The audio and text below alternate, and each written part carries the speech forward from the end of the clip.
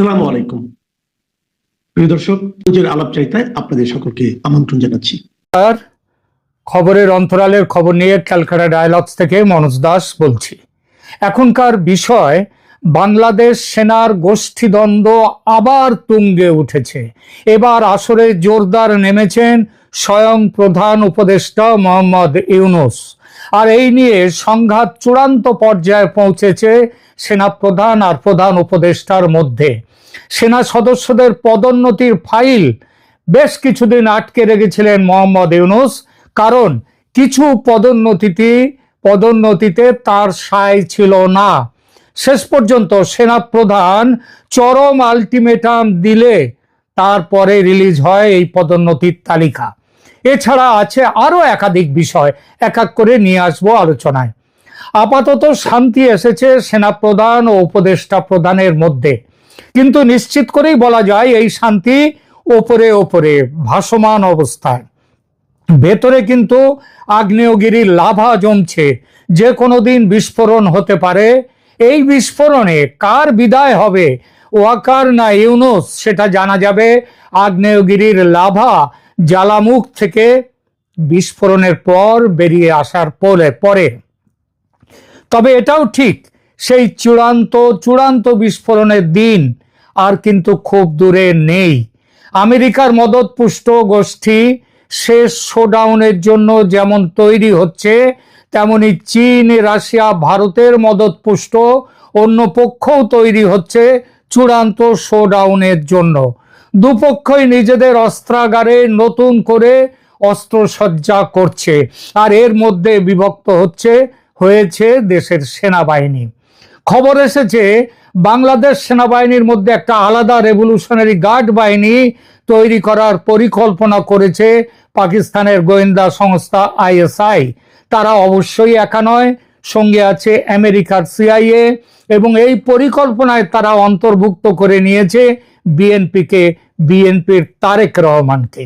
অতি সম্প্রতি কুমিল্লা ক্যান্টনমেন্টে দুজন সেনাকে এজন্য আটক করা হয়েছে বলে সংবাদ।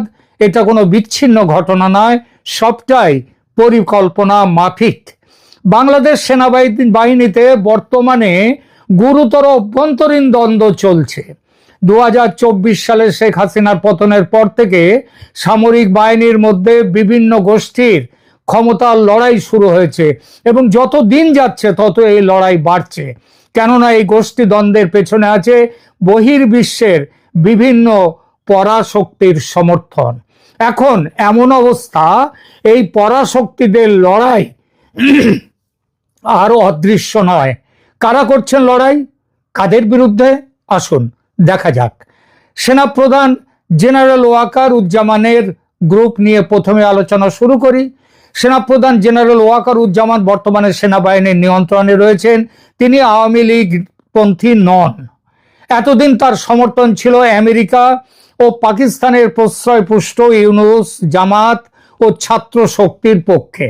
কিন্তু বর্তমানে পরিবর্তিত ভূ রাজনৈতিক পরিস্থিতিতে তিনি তার অবস্থান পাল্টে নিতে শুরু করেছেন। এই পাল্টানোর প্রক্রিয়া এখনো সম্পূর্ণ হয়নি বটে, তবে শুরু হয়েছে বেশ ভালোভাবেই। এতদিন ওয়াকারুজ্জামান অনেকটাই ভারত বিরোধী ছিলেন, সেই সঙ্গে ছিলেন পাকিস্তান ও ইসলামপন্থী।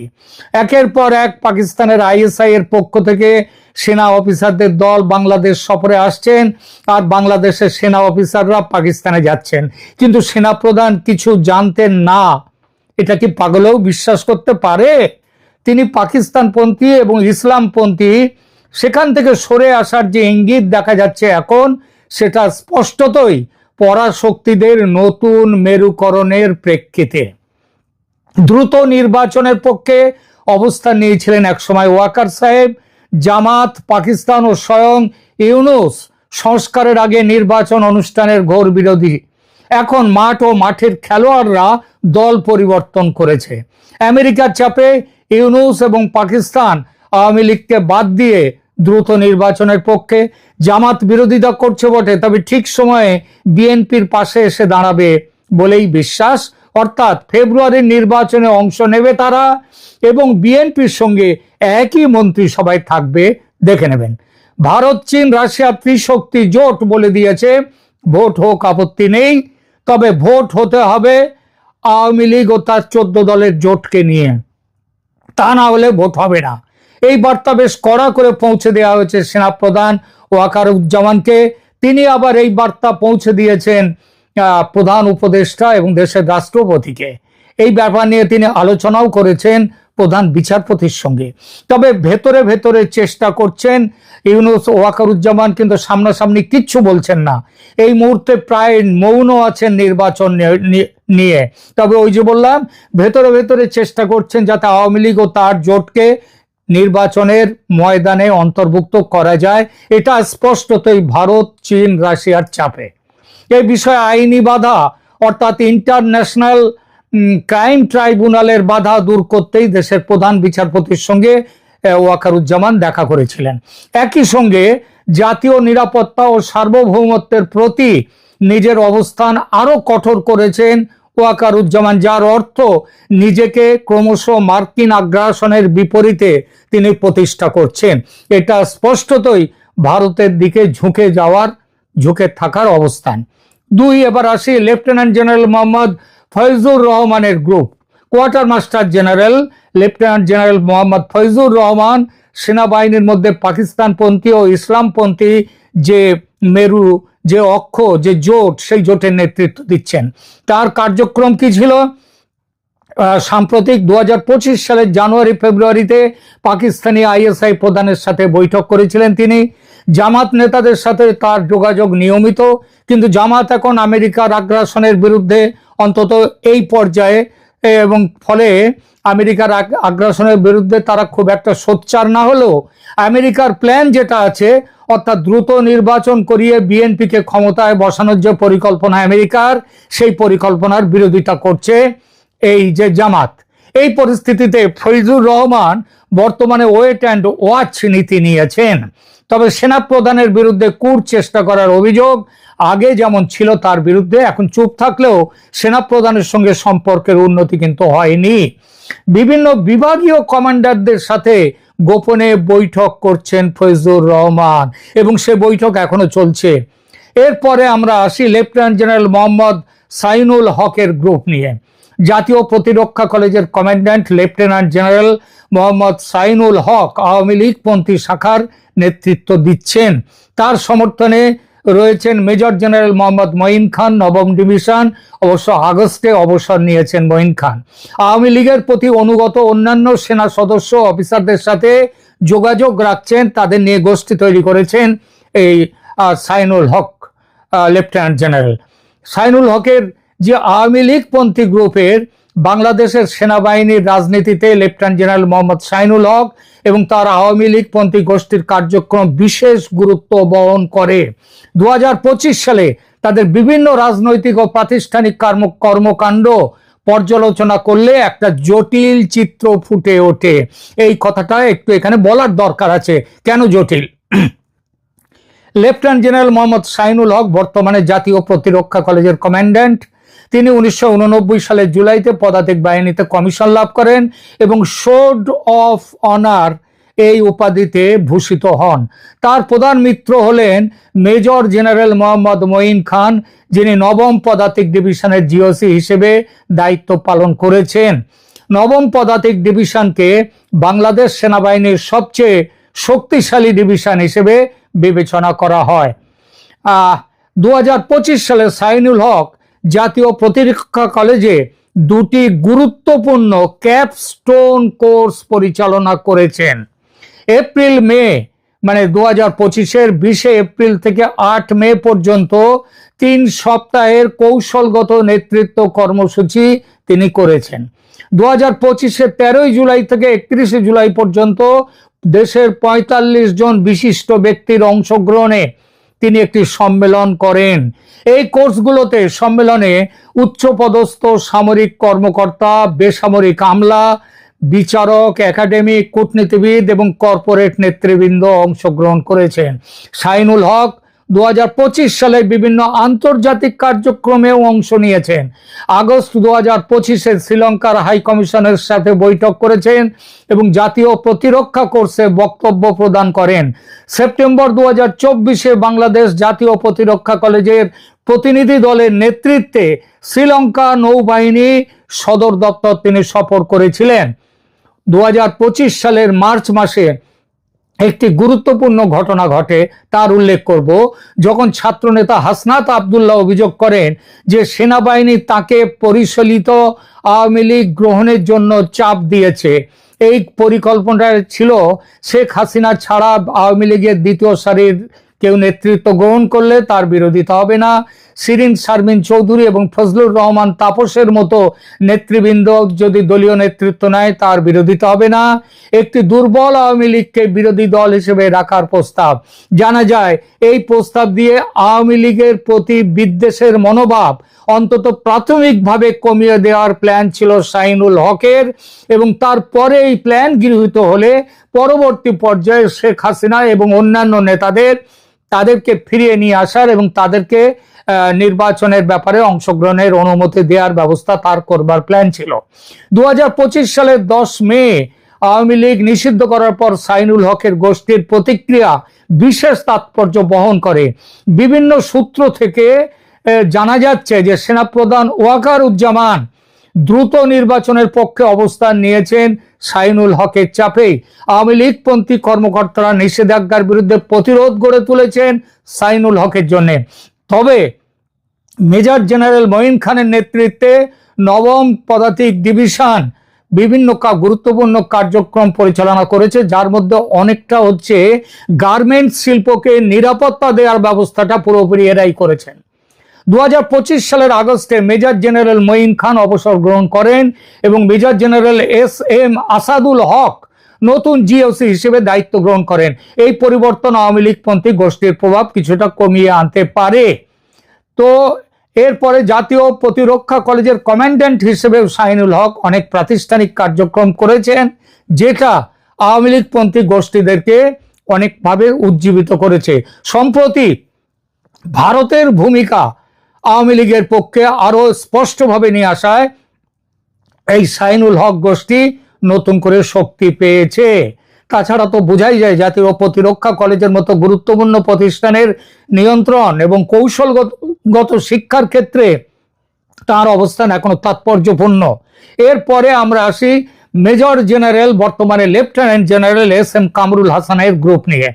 বাংলাদেশ সেনাবাহিনীর আভ্যন্তরীণ দ্বন্দ্বে lieutenant general SM Kamrul Hasan একটি অত্যন্ত গুরুত্বপূর্ণ ও বিতর্কিত ব্যক্তিত্ব।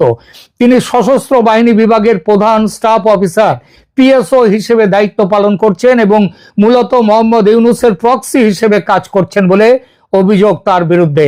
লেফটেন্যান্ট জেনারেল কামরুল হাসান 2024 সালের 22 আগস্ট সশস্ত্র বাহিনী বিভাগের 17তম প্রধান স্টাফ অফিসার হিসেবে দায়িত্ব গ্রহণ করেন।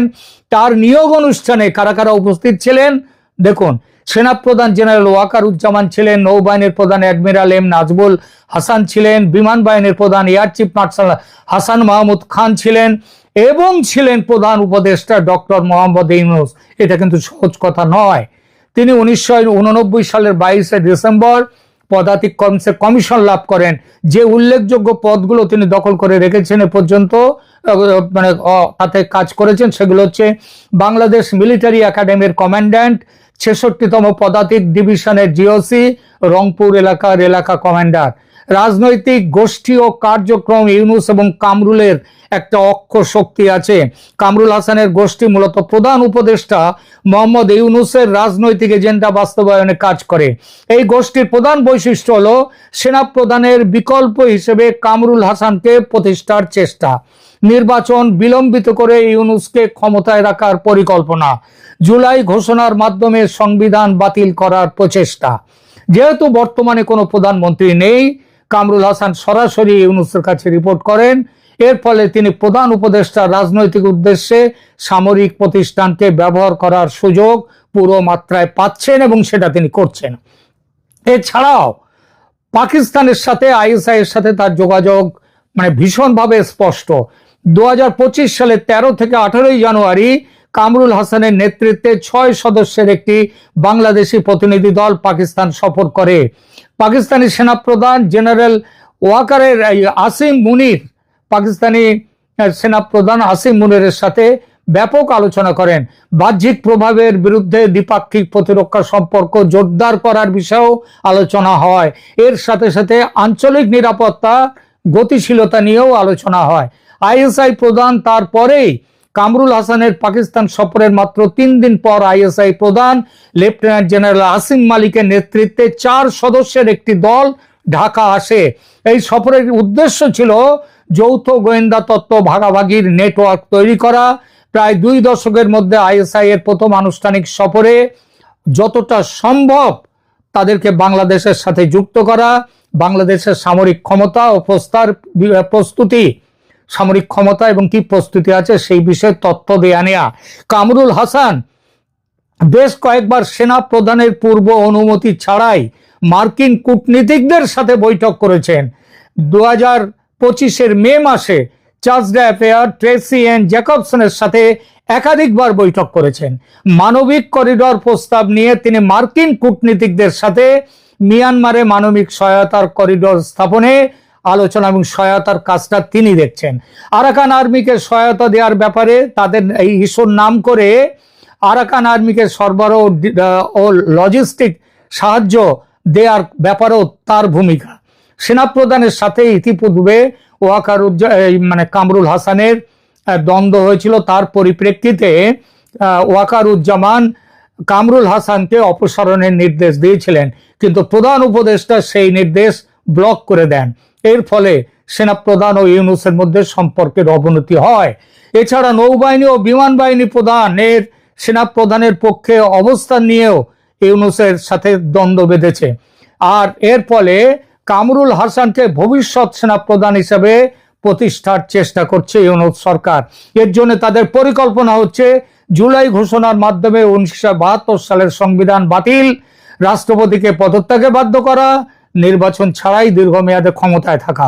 কিন্তু সাম্প্রতিক যে ফেব্রুয়ারি 2025 ইন্দোনেশিয়ায় জাতিসংঘ শান্তিরক্ষা মন্ত্রী পর্যায়ের সম্মেলনে অংশগ্রহণ করেছিলেন কামরুল হাসান। থাইল্যান্ডে Indo Pacific chiefs of defence কনফারেন্সে অংশগ্রহণ করেছিলেন আগস্ট 2025। এছাড়া বিভিন্ন দেশের প্রতিরক্ষা সংযুক্ত ও কূটনীতিকদের সাথে নিয়মিত বৈঠক করেন Kamrul Hasan.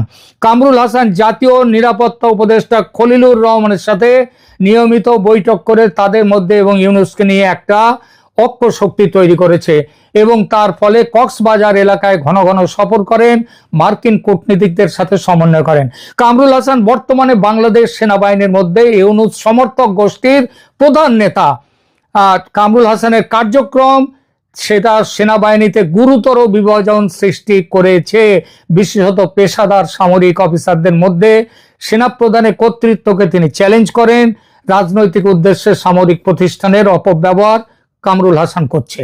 Lieutenant general SM. Kamrul হাসানের গোষ্ঠী বাংলাদেশ সেনাবাহিনীর আভ্যন্তরীণ দ্বন্দ্বে একটি অত্যন্ত বিতর্কিত ও প্রভাবশালী ভূমিকা পালন করছে, মূলত ইউনূসের প্রতিনিধি হয়ে। এছাড়া পাকিস্তানের আইএসআই এর ভূমিকা ও গোয়েন্দা কর্মকাণ্ডও মনে রাখার মতো। পাকিস্তানের আইএসআই বাংলাদেশ সেনাবাহিনীতে প্রভাব বিস্তারের জন্য ব্যাপক তৎপরতা চালাচ্ছে। 2025 সালের জানুয়ারিতে আইএসআই প্রধান লেফটেন্যান্ট জেনারেল আসিম মালিক ঢাকা সফর করেছিলেন।